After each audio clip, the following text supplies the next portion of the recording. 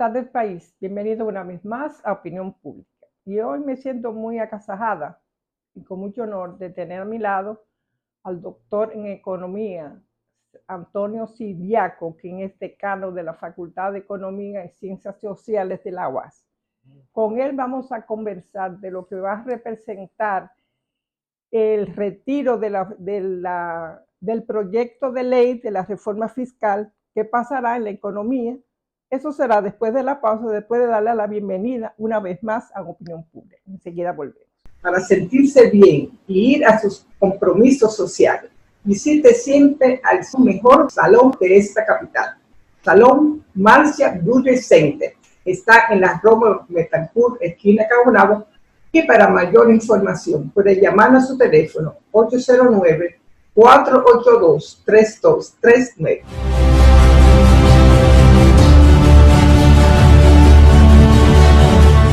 Cuando la ocupación haitiana cerró la única universidad de la República Dominicana, este fue el hombre quien le abrió la mente al padre de la patria, Juan Pablo Duarte. ¿Sabes tú quién fue? Se llamaba Juan Vicente Moscoso, un cerebro tan impresionante que lo llamaban el Sócrates dominicano. Déjame explicártelo rápido. En 1822, una de las primeras acciones de Haití fue cerrar la UAS, que en ese entonces se llamaba Universidad Santo Tomás de Aquino. Pero mientras intentaban apagar el conocimiento, Moscoso no se rindió. Este genio educó en secreto a jóvenes prometedores y su discípulo estrella fue nada más y nada menos que Juan Pablo Duarte. Con él, Duarte aprendió latín, filosofía y derecho, forjando la mente que más tarde guiaría a la independencia. Pero espera, que hay más. Moscoso no solo enseñaba ideas, las vivía. Fue parte de los que firmaron la Declaración de Independencia en el 1821 junto a Núñez de Cáceres, en lo que conocemos como la independencia efímera, y luchó activamente contra la ocupación haitiana hasta que cayó preso por su valentía. La sabiduría y el coraje de Juan Vicente Moscoso fueron esenciales para inspirar a Duarte, y gracias a él,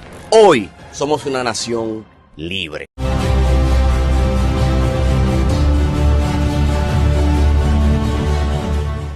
Doctor, la verdad que la rebelión de las mujeres en lo que fue la Cámara de Diputados, esas vistas públicas, que detonó lo que sería más tarde lo que el presidente de la República convino a que retirara el proyecto de reforma fiscal. ¿Qué pasará en la economía dominicana y qué recursos podrá tener el gobierno para suplir eso que le iba a dar la reforma fiscal? Muchas gracias, Virginia, por la invitación. Siempre tan amable de invitarme a tu programa. El honor es mío. Y tú comenzaste con una expresión, la rebelión de las mujeres. Y eso me acordó de un libro de Ortega y Gasset. La rebelión de las masas. La revolución de las masas. Y eso ocurrió básicamente en el Congreso Nacional, en las vistas públicas. Básicamente hubo una cantidad de mujeres que se expresaron en contra claramente de la reforma fiscal. Y llama la atención por ese gran empoderamiento, ¿no?, de las mujeres. Cuando uno observa, es que el mundo ya cambió. Y el mundo cambió. Eso es. El mundo ha cambiado. Y yo siempre he dicho, y entre algunos colegas economistas, que siempre mencionan, bueno, pero que la reforma más grande que se ha hecho aquí, fiscal, se hizo cuando el doctor Balaguer. Bueno, pero que el mundo de hoy no es el mundo de los años 90. La sociedad dominicana está más empoderada, hay más información, la gente está más informada, la gente ve los programas, la gente entra a las redes sociales, a YouTube, y se entera, se empodera de todas las cosas que puedan afectar. Y yo pienso que uno de los errores de esta reforma quizás fue el hecho de que, al margen de toda esa mayoría cualificada que tiene el partido de gobierno, sin embargo, parece que hizo falta cierto nivel de diálogo y de consenso en muchos sectores importantes. Pero también quizás hubo algún tipo de inobservancia en los aspectos del diseño de esta reforma, porque hay temas y hay renglones que de una forma u otra hay que tener mucho cuidado. Por ejemplo, el tema de los alimentos. Yo creo que debe ser bajado el Claro, ITEVE. el tema de los alimentos, fíjate. Doctor, que ya yo fui al supermercado después del retiro de Y la red y viste, está más alto y los viste precios. alza de precios. Pero déjame decirte, Virginia, que, por ejemplo, en esta reforma, que se achica la canasta que está exenta, pero además también hay un incremento hacia el alza, una unificación de la tasa, porque había un ITEVIS para algunos productos de un 16%, se unifica a un 18% y se unifica hacia el alza. Pero concomitantemente con esa unificación del ITEVIS, se achican los bienes que están exentos y muchos bienes que no pagaban ITEVIS, que estaban exentos, como la avena, como los embutidos, el caso del salchichón, que es algo muy, muy emblemático en muchos sectores, o las sardinas, o la habichuela, por decir que era parte de la Y un bandera locro de nacional. pica pipa que va a ser un lujo. Un lujo. Entonces, todo eso ya iba a ser grabado con un 18%. Entonces, evidentemente que hubo una rebelión de las mujeres, una rebelión de la gente que va al supermercado. Y entonces, en ese sentido, eso sirvió como de detonante, porque otros sectores, a lo mejor, quizás de altos ingresos que se vieron afectados, que reciben exenciones del gobierno, se vieron afectados, se montaron en esa ola. Y eso generó todo un proceso de una bola de nieve mediático, y entonces eso dio al traste en que el presidente de la República, viendo, viendo las encuestas, porque eso fue básicamente lo que dijo el encargado de prensa, cuando ven las encuestas y ven la crispación y lo que la gente se expresó, entonces el presidente no le quedó de otra de retirarlo. Pero hay que decir también lo siguiente, o sea, el ¿Y hecho de estuvo que bien que los retiraron o no? yo creo que sí, yo creo que en ese sentido el presidente que escucha, que ve esa reacción de la gente, lo más prudente, lo más sabio, obviamente fue el retiro de esta ley de reforma fiscal, llamada ley de modernización fiscal.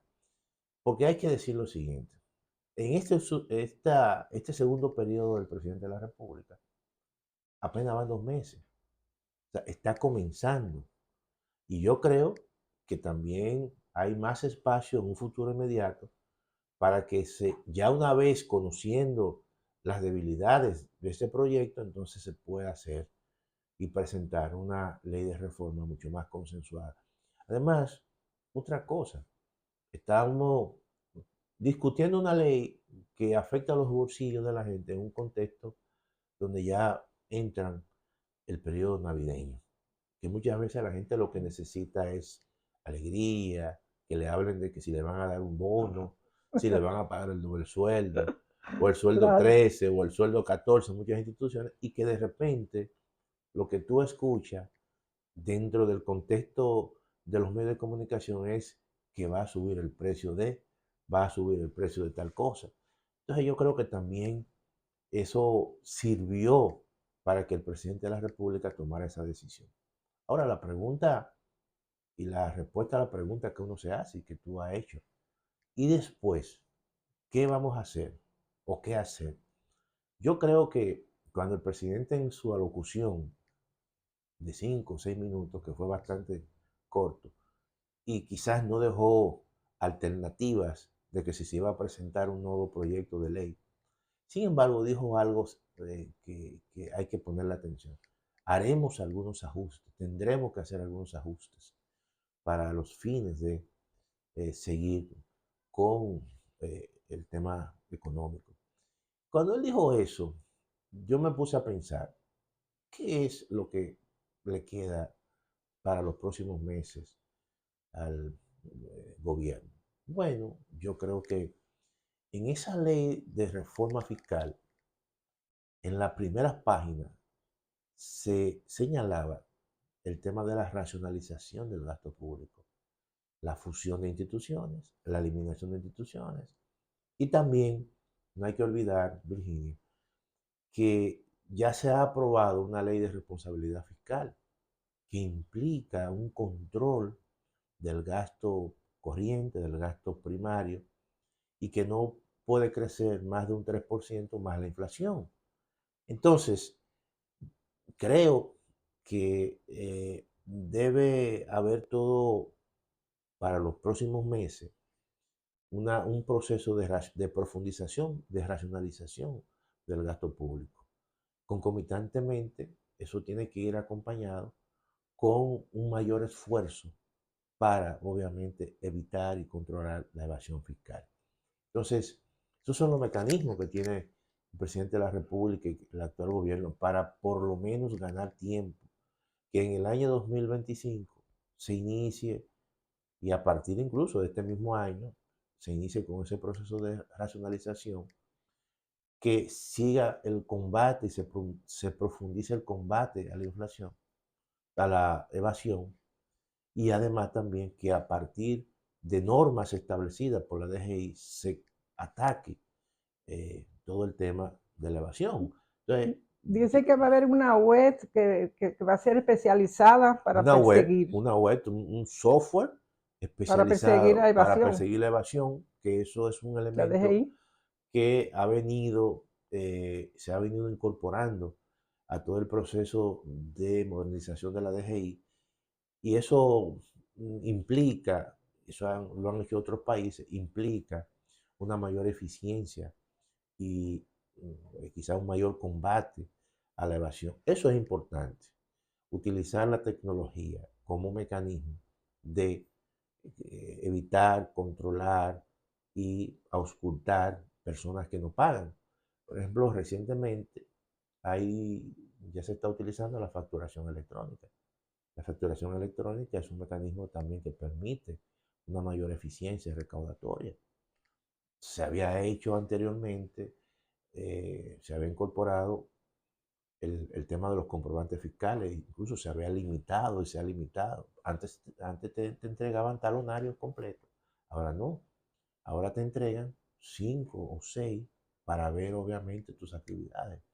Porque a través de muchas veces la práctica que hacían muchos empresarios era la siguiente.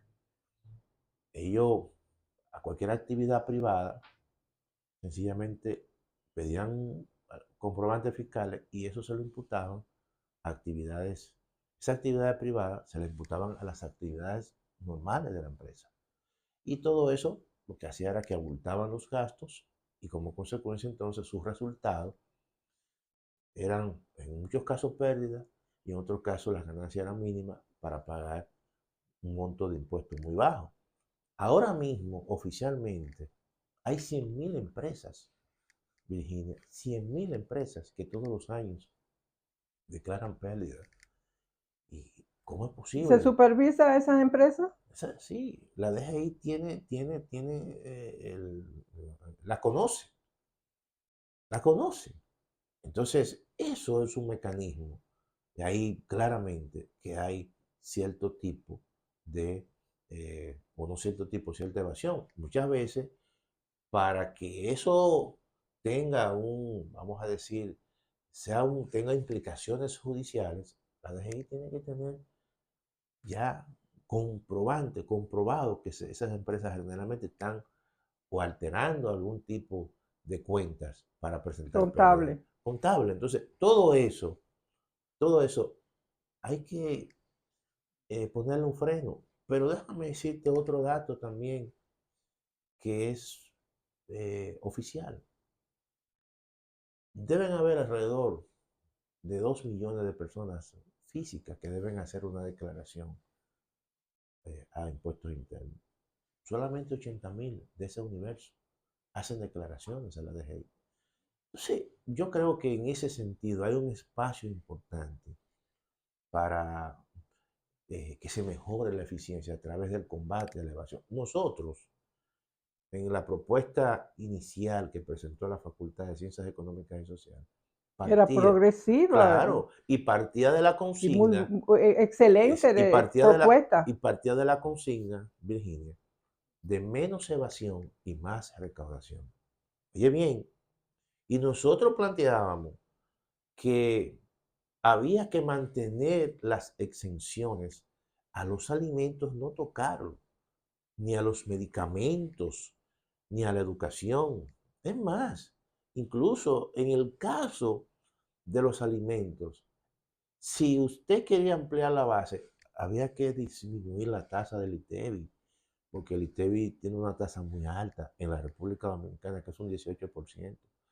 Además, nosotros, en nuestra propuesta, para el tema de la informalidad, hicimos la propuesta de la creación del monotributo como un mecanismo para reforzar lo que es el sistema de el régimen simplificado de tributación para los microempresarios, aquellos que tienen entre 1 y 10 empleados, para las pequeñas empresas, para las medianas empresas, que esas empresas solo hagan un solo pago único y que ese pago único incorporara solamente la TSS, la Infotet y más el pago que hubiese determinado la DGI en función del tamaño de la empresa. Es decir, un solo pago y que ese solo pago podía hacerlo en 3 meses, en 4 meses, en 6 meses.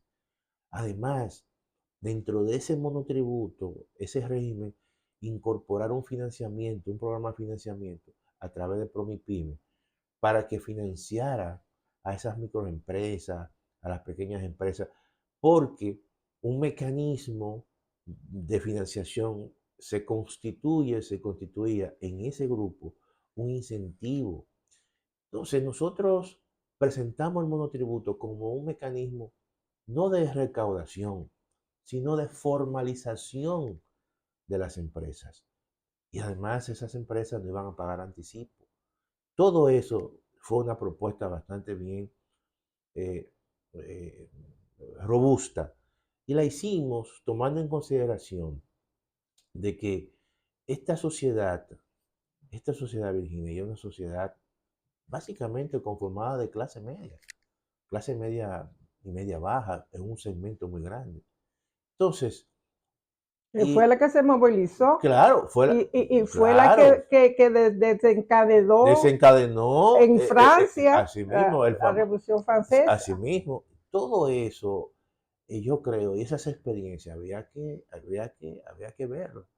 Porque tú sabes qué ocurre, Virginia, que cuando se habla de una reforma fiscal o cualquier reforma, también estamos hablando de tú tocar intereses, grupos de intereses. Y eso entra dentro del campo de la economía política, porque es muy normal que todo el mundo no quiere desprenderse de algo que es de él. Un impuesto implica una imposición que hay que pagarle al gobierno, tal cosa. Y en ese sentido, había que tocar puertas, había que sentarse, había que ver los sectores. Y yo creo que eso fue quizá también otra fue el falla. consenso que dañó todo. Dañó todo. Ahora ya se sabe, ya sabemos, y por eso yo digo que ahora entra un proceso de compás de espera, esperar para el próximo año, y además el gobierno lo único que le queda es combatir la evasión, racionalización del gasto público, para ver los ahorros que puede obtener de allí y seguir operando. Y operando porque hay dos importantes problemas que hay que atender. ¿Cuáles? Después de la pausa. ¿Cuáles? El tema lo vamos a dejar ahí, pero el tema del pago de intereses de la deuda pública y el sector eléctrico. Vamos a la pausa y quiero decirle que el pueblo dice, los tropezones nos hacen ser más listos. Así es. Vamos a la pausa.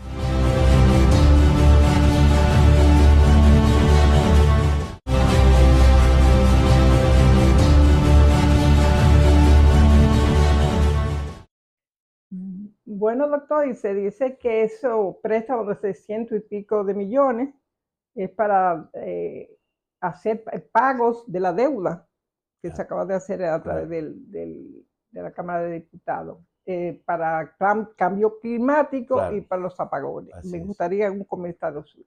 Mira, tú sabes que generalmente el tema de los pagos de intereses que yo creo que es un problema importante que tienen las finanzas públicas en la República Dominicana y que todos los años, Virginia, en el presupuesto nacional hay que consignarlo.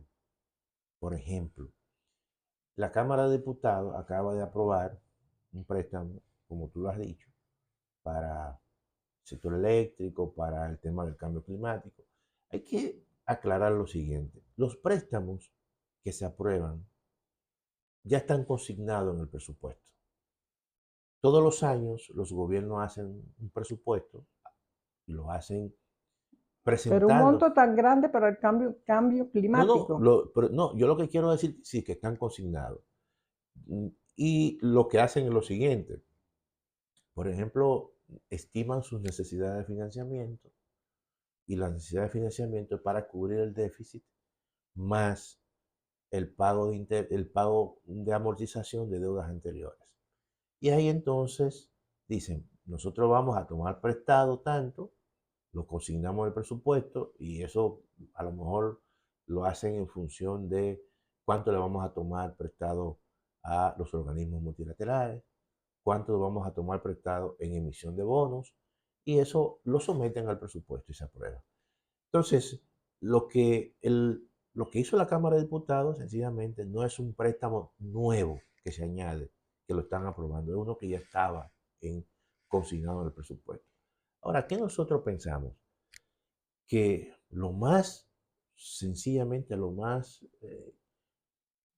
lo que debe preocupar es que todos los años, en la medida que tú te endeudas, gran parte de esos endeudamientos generan intereses. Y esos intereses tú tienes que ponerlos en el presupuesto. Por ejemplo, se tomó prestado ahora y están en el presupuesto, pero eso genera intereses. Y esos intereses tú tienes que comenzar a pagar. Y cada vez más se consignan más intereses, pago de intereses en el presupuesto. Y eso te quita y le quita capacidad a los gobiernos de hacer políticas públicas de inversión. Solamente el año que viene, en el presupuesto del año 2025, cuando tú lo revisas, se van a pagar más de 300.000 millones de pesos solo en pago de intereses. Y en el caso del sector eléctrico, que también es otro problema, ¿tú sabes Un grande problema. cuánto ha estimado el gobierno para el próximo año transferirle al sector eléctrico? Casi 90.000 millones de pesos. Y eso, si nosotros no le buscamos una solución a eso, todos los años, entonces eso va creciendo como una bola de nieve. Si nosotros no hacemos las inversiones necesarias en el sector eléctrico, entonces vamos a tener que básicamente hacer montos mucho mayores para invertirlo en el sector eléctrico. Entonces, eso hay que buscarle una solución. La solución, evidentemente, o por lo menos la estabilización o la reducción de esos montos, se esperaban que iba a ser con esta reforma fiscal. Pero evidentemente este proyecto de reforma fiscal abortó y habrá entonces que hacer un rediseño. Por eso yo digo, en algún momento, en el futuro inmediato, en el 2025. habrá que retomar lo que es la reforma, pero ya como tú has dicho, con la experiencia de los tropezones y la gente aprende de las experiencias para no equivocarse y entonces comenzar, porque hay tiempo, tocar puertas, ver, ponerse de acuerdo y llegar a cierto consenso mínimo. Tú no tienes que llegar a un consenso, vamos a decir, absoluto, y valga la redundancia, sino sencillamente en puntos que son clave. Mira, la economía dominicana no está en crisis. Y eso fue un error también de diseño. Pero siempre se ha dicho que las reformas deben no, ser es necesaria. cuando no están en crisis. Claro, por eso mismo. Pero lo que quiero decir que se hizo un diseño para una economía en crisis. Oh, ok. Y nosotros no estamos en crisis. Ahora sí. ¿Entiendes? Sí, ahora Porque sí. la que hizo Balaguer, estábamos en crisis. Y entonces, hagamos una reforma en función yo siempre he dicho que como es la sociedad dominicana de hoy, tú no puedes sencillamente presentarle situaciones de choque, sino partamos del principio del gradualismo, de la gradualidad. Mira, vamos a conseguir el 1% ahora, porque si la economía va bien, en el sentido de que está creciendo, la misma dinámica te va generando elementos de ayuda virtuoso que te permiten incrementar las recaudaciones. Sí. Entonces, quizás esa visión de recaudatoria, que vamos a recaudar 122 mil millones y que necesitamos todo eso, eso en cierta manera fue lo que llevó a ese diseño de establecer, oye bien, en esa reforma, Virginia, el 72% de las recaudaciones que estimaba el gobierno en esa reforma, el 72% venían de impuestos que eran regresivos, de impuestos indirectos, del IVA o ITEVIS y de impuestos selectivos al consumo. Y si tú le sumas eso, que con esa ampliación de la base que tocó muchos alimentos que estaban exentos y le puso un gravamen de 18%, si tú le sumas eso, otro impuesto importante que debió haberse diseñado de otra forma, que es el IPI, el impuesto a la propiedad inmobiliaria. Eso fue terrible. Eso fue terrible, porque si hay algo que la sociedad, los seres humanos y el dominicano ha venido valorando, es su vivienda. O sea, es un bien, es un activo. Y sobre todo para los envejecientes. Claro, es un activo que verdaderamente la gente lo valora porque dice, bueno, yo quiero tener mi casa. Es una aspiración de todo ser humano, es una aspiración de toda familia. Y entonces de repente que tú le digas que un apartamento que cuesta 8 millones de pesos, 9 millones de pesos, como el monto exento era 9 millones, no pagaba. Y que de repente ahora tú le digas, no, ahora ese monto exento Lo bajan lo a voy a 5. bajar a 5. Tremendo. Y entonces esa misma persona que tenía un apartamento que costaba 8 va a pagar ahora esa diferencia de 3 millones, el 1%. Porque si tú me dices que va a pagar el 0.25, pero el 1% que fue la tasa más alta, entonces esa persona iba a pagar 30,000 pesos. 30,000 pesos. Sin considerar a lo mejor que esa vivienda que estaba valorada en 8 millones, después la DGI te la valora a lo mejor en 10. Mire, doctor, ¿Entiendes? Entonces no es fácil. yo estaba viendo una entrevista con una de las líderes, de la lideresa de la rebelión de las mujeres, la señora Rebeca Fiallo, Sí, y ella misma apuntaba que ella no creía que iba a ser retirada, sí, sí. sino que iba a ser consensuada Consensuada, así mismo. esa reforma. No, cuando el presidente habló, eso sorprendió porque en cierta manera no dio opción. Pero todo parece indicar que al margen de todo, se habían hecho encuestas. Y las encuestas, como dijo el encargado de prensa de la presidencia, habían sido terribles. Entonces eso parece que también el presidente le llamó mucho la atención. No, yo voy a retirar esto, estamos en un periodo de Navidad y posteriormente entonces vamos a ver qué hacemos. Se está hablando incluso de tomar parte de lo que es el presupuesto de educación Claro, para la fusión. para hacer Sí, la sí. reforma, Yo te para decía, los préstamos. es un elemento importante que tú has puesto ahora a colación, porque ahora al gobierno lo que le queda es la eficientización del gasto, la racionalización del gasto. Y en ese sentido, y en el mismo proyecto se hablaba de la fusión de dos importantes ministerios, el Ministerio de Educación y Educación Superior.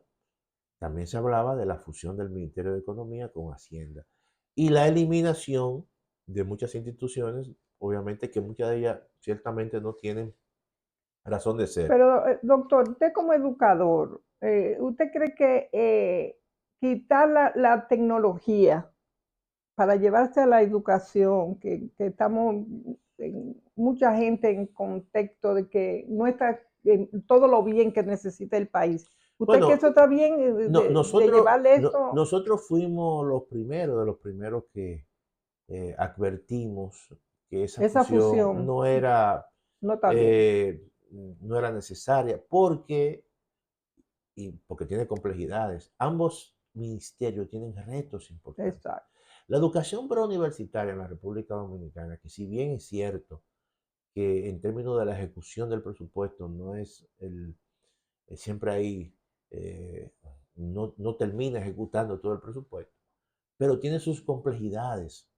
Necesita realmente de ser un ministerio que vaya resolviendo todavía problemas que se han venido acumulando y que no están resueltos, incluso hasta ni el número de aulas. Todavía hay aulas, hay lugares donde la gente no da clase en aulas, ¿verdad? En un edificio cómodo y hay demanda de construcción de aulas. Pero también educación superior. La educación superior las universidades han crecido, pero de manera extraordinaria en la República Dominicana. Y en ambos casos necesitan adentrarse al tema de la calidad. Y hay que tomar en consideración que en el caso, por ejemplo, de la educación superior, que también tiene un componente de ciencia, el fondo sí, de ciencia y tecnología, que en muchos casos amerita también cierto cuidado muy personal, porque ya la ciencia constituye un componente importante para desarrollar capacidades en la universidad. Entonces, todo eso hace que esos dos ministerios tengan complejidades. Y en ese sentido, ya la fusión lo que podría es distorsionar en ambos casos objetivos que en muchos casos pudiesen ser, ¿verdad? O se pudiesen ver como complementarios, pero que en un primer momento necesitan de cierta autonomía, de estar separados, y porque evidentemente una cosa esa fusión lo que puede traer es una automatización de muchos procesos. Mira, si ahora un bachiller, supongamos, puede tener dificultad o tiene dificultades para que le den un certificado de bachiller, y muchas veces no se pueden hasta ni inscribir a tiempo porque a lo mejor no ha salido el certificado, o educación superior que envía a muchos chicos al exterior y que en muchos casos las becas se retrasan. ¿Qué será entonces tener una gran institución con un gran presupuesto que va a ser de 4.1 para el 2025? ¿Y qué será esos procesos? Se pueden ralentizar. Por eso es que hay que ver a cada uno por separado, porque aunque son educación, pero con objetivos y complejidades diferentes y con retos totalmente muy autónomos y particulares. Al principio yo le pregunté que qué iba a representar el retiro del proyecto de reforma fiscal a la economía nacional. Y quizás usted no me la contestó realmente, pero me gustaría ver ahora qué va a representar esto a la No, economía dominicana. eso, ¿Qué va eso, a representar si en la lenticidad o qué no, no, le va no, a traer trastorno o no, no, no? no, yo creo que nosotros tenemos retos importantes, estructurales, problemas que, que resolverlo. Mira, Virginia, uno de los problemas que va a traer este proceso de retiro es que la inversión pública va a seguir todavía baja. Esta economía, la economía dominicana, que es una economía que crece, que va a ser la que más crece este año, Casi pero 5. pero requiere de una inversión pública que esté entre el 4 y el 5% del PIB. ¿Tú sabes cuánto es la inversión pública en los últimos años? Está por debajo del 2 o 2%. ¿Qué significa eso? Que muchos de los proyectos que tiene el gobierno se van a retrasar. Y eso no es bueno. Que, que todo el tema, por ejemplo, de la atención primaria, que no se ha iniciado en el régimen, en este caso, solamente en el régimen subsidiado, en parte, pero en el régimen contributivo, aquí no se ha expandido la atención primaria. Y solamente la atención primaria requiere más de 22.000 millones de pesos. Eso se retrasa. Y los proyectos, muchos proyectos que están incluso iniciados, se van a retrasar. Y los proyectos de infraestructura también se van a retrasar. Entonces, por eso yo digo que en un futuro inmediato habrá que hablarse de reforma fiscal. Mira qué ocurre. Pero, Nosotros, doctor, antes de que usted continúe, sí, pero que no vayan a ir a los productos, ni bueno, que vayan al IPI, porque va a haber yo, contienda ahí. yo lo que creo, y es la posición de nosotros en la Facultad de Ciencias Económicas y Sociales, que los alimentos tienen que estar exentos, mantenerse así, los medicamentos y la Exacto. educación. El IPI, y quizás más adelante te puedo explicar las modificaciones que debe tener una nueva reforma fiscal para la población dominicana. Vamos a hacer la pausa, enseguida volvemos.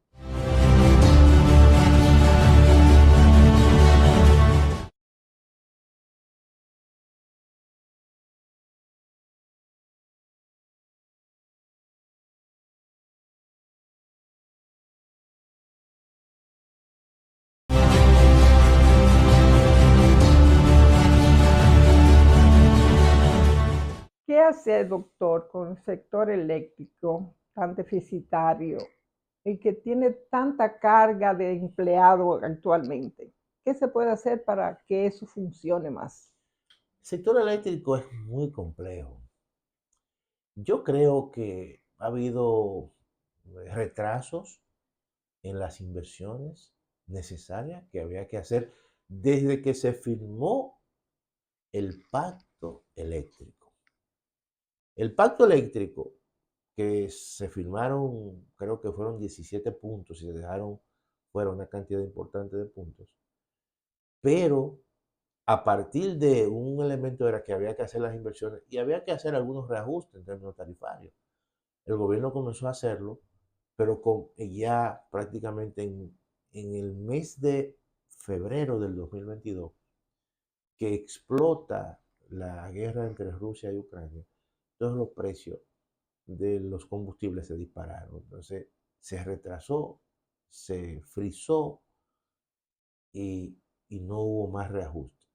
Y eso obviamente retrasó las inversiones que había que hacer en las sedes. El gobierno no tenía los recursos suficientes, muchas transferencias. Había también una situación en la gestión de cobros. Hay una gran cantidad de la energía que se factura y que se sirve, pero que no se recupera, que no se puede cobrar. Y había todo un plan de establecer medidores prepagos, pero no apareció la plata. Y todo eso entonces fue acumulando todo un déficit importante. También hay otros temas que solamente, que no hay que verlo solo dentro del lado de la gestión de cobro, sino también la generación. Muchas veces las licitaciones no se hacen de la forma en que se deben hacer y eso en cierta manera hace que las generadoras también le impongan precios a las distribuidoras. Hay que revisar toda la cadena de suministro de del sector eléctrico porque es un problema muy complejo, pero lo más inmediato es que hay que hacer inversión fuerte. Lo más inmediato es que los recursos no están y que iban a estar con el tema de la reforma. La reforma obviamente se abortó y ahora lo que piensa el gobierno es hacer, eh, tratar de ver cómo mejora la recaudación en términos de establecer normas a través de la DGI para los fines de ser estricto con la evasión, para los fines de, eh, vamos a decir, las fusiones si dejan recursos, si ahorran recursos, y eso, de una forma u otra, tratar de ir inyectando en estos próximos meses algunos recursos que necesitan la sede, pero son recursos cuantiosos. Y por eso yo siempre insisto que hay que, en un futuro no muy lejano, hablar otra vez de reforma. Bueno, entonces, ¿cuál es el planteamiento suyo para el IPI en caso que se haga de nuevo la otra reforma fiscal? Mira, nosotros tenemos varios planteamientos. El primero es que no se toquen los alimentos. Y en caso de, que es un caso extremo, que los alimentos que se toquen, es decir, que le pongan sea una tasa muy reducida. Pero lo primero es, y lo recomendable es que ni los alimentos, ni los medicamentos, ni la educación se toquen.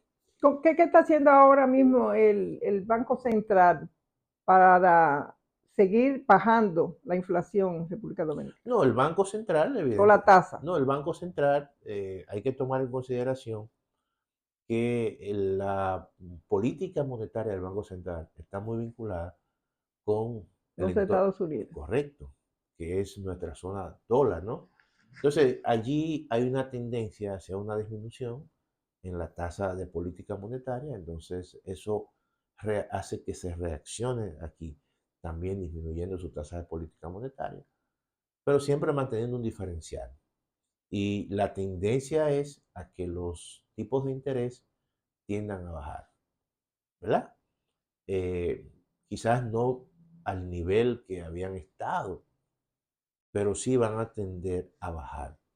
Ahora, hay que tener cuidado porque Estados Unidos está viviendo un proceso de alto crecimiento y entonces se esperaba que los tipos de interés en este año tuvieran otra disminución.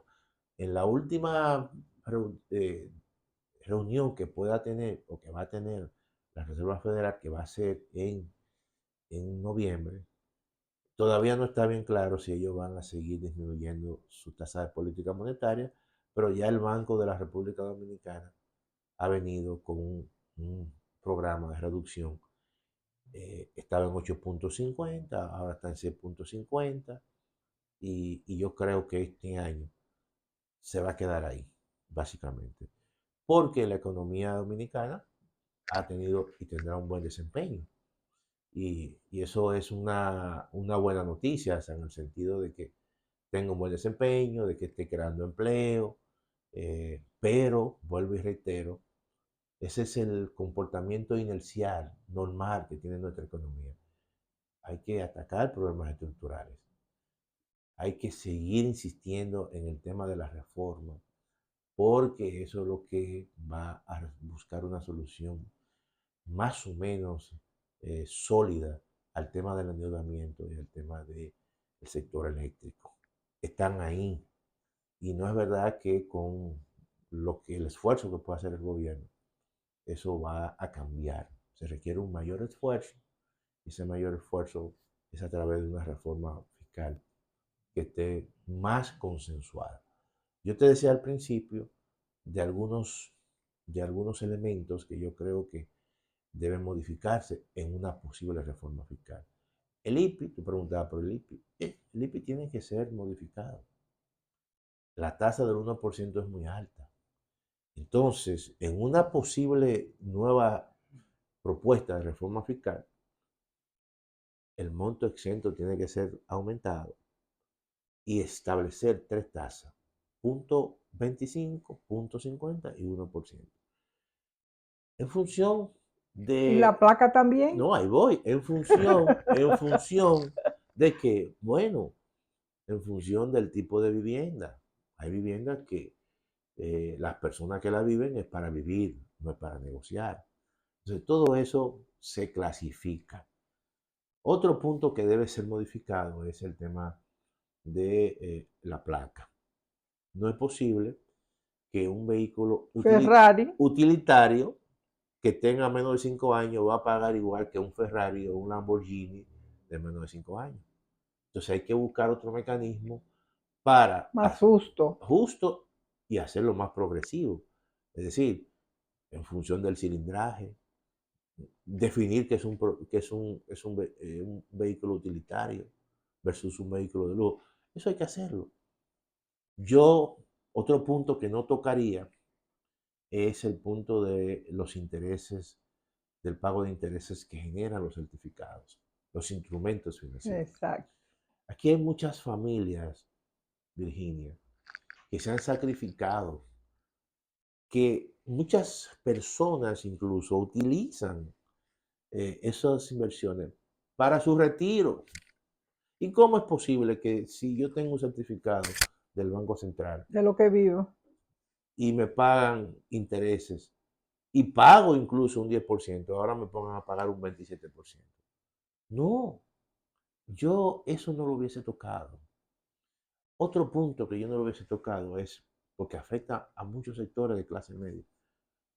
No eliminarlo como hicieron, sino sencillamente modificarlo. Fue la eliminación de la retención que había, o deducción en este caso, perdón, de los gastos educativos, como tú presentabas tu impuesto sobre la renta. Aquí muchas familias se endeudan, envían a sus hijos, perdón, envían a sus hijos a una escuela bilingüe, a una universidad privada, porque aquí la educación todavía tiene problemas.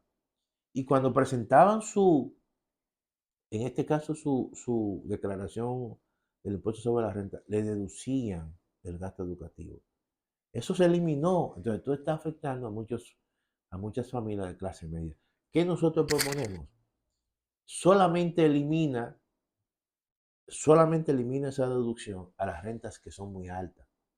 Porque es cierto, aquí muchas personas muy altos ingresos envían a sus hijos al Caro Morgan, envían a sus hijos a un buen colegio, entonces en el impuesto sobre la renta se lo deducían.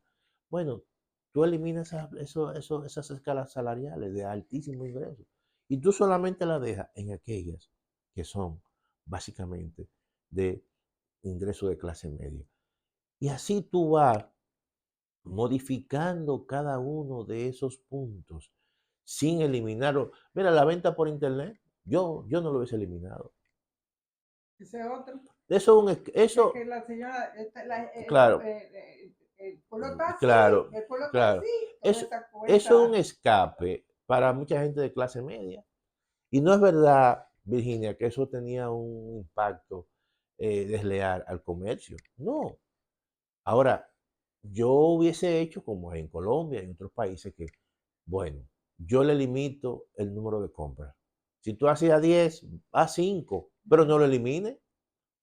Y entonces, dejar la posibilidad de que pueda sencillamente comprar algunas cosas, pero al eliminarla, entonces le estaba quitando a muchos sectores de clase media ningún tipo de incentivo, porque ni compensación. Porque, ¿qué ocurre?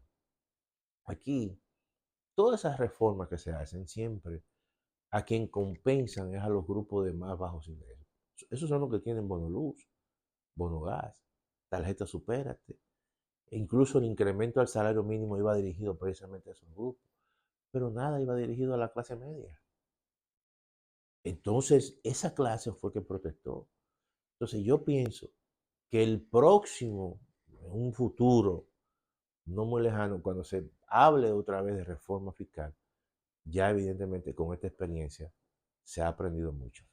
Entonces, vamos a poner un poder de síntesis de dos temas muy Sí, sí, sí. cardinales. Quedan 2 minutos. La cesantía y qué va a pasar con el de casta y el arroz en República Dominicana, que ya se vence Sí, la tasa cero el 2025. en enero. Mira, Virginia, el caso de la cesantía, yo creo que será difícil. Yo creo que es eh, una conquista ya adquirida. Yo creo que, mira, te voy a poner el ejemplo de Uruguay, que yo lo conozco bien. En Uruguay existe el tema de la indemnización al trabajador, que aquí le llamamos cesantía. En Uruguay existe el monotributo, que nosotros lo hemos propuesto. Y en Uruguay es el país de América Latina y el Caribe donde la tasa de informalidad es la más bajita. Muchas veces los empresarios te dicen, ay, que la informalidad se debe a que la cesantía es un costo muy grande para nuestras empresas. Bueno, pero En otros países que existe la cesantía o el equivalente, no sé por qué es un costo, ¿verdad? No sé por qué eso ha impedido que se generen empleos. Pero si esta economía ha crecido mucho. ¿Cuál es el problema de la economía dominicana? Crecimiento, pero no desarrollo humano. No desarrollo humano, pero que la cesantía no ha impedido el crecimiento de la República Dominicana. Entonces la cesantía tiene que mantenerse. Entonces eso es un elemento que yo creo que no se tocó ni se va a tocar. Y el otro tema que tú has planteado es el tema del RECAFTA. Hay que tener cuidado. ¿Tú sabes cuántas provincias aquí se produce arroz? De 32 en 21 provincias. Y de esas 21 provincias, el arroz es importante en 8 provincias. El producto quizá más importante o muy importante. Entonces, lo que se debió haber hecho hace tiempo, ¿tú sabes qué fue? Como hizo México, que ha modificado varias veces su Tratado de Libre Comercio, ahora se llama TEMEC. Nosotros no nos hemos sentado. La República Dominicana tiene que juzgar, que ser un líder, aprovechar, hacer uso No somos la de, de séptima economía. la, Vamos, séptima, vamos la séptima economía de América de Latina y el América Caribe. Latina, vamos a tener esa Tenemos que, bandera. tenemos que apelar a ese liderazgo y decir, bueno, y hablar y hacer una propuesta formalmente con Estados Unidos y con los países que están en el DERCAFTA. Vamos a sentarnos y vamos a revisar el DERCAFTA y vamos a modificar lo que hay que modificar. Con lo de Centroamérica. Claro, Que están en lo claro. mismo. Eso yo creo que hay que hacerlo. Bueno, como siempre, doctor, que esa mágica presión suya de dejarlo tan laxo Yes. y tan confiado en que las cosas van a resultar muy bien. Sí, así es, así es. Así fue que mi maquinista me preguntó quién venía y le dije que era usted. Ella se celebró porque ella siempre lo ve. Gracias. Muchas gracias a usted por ver y a ustedes, amigos televidentes. Será como siempre, el próximo domingo, donde yo de nuevo les encuentro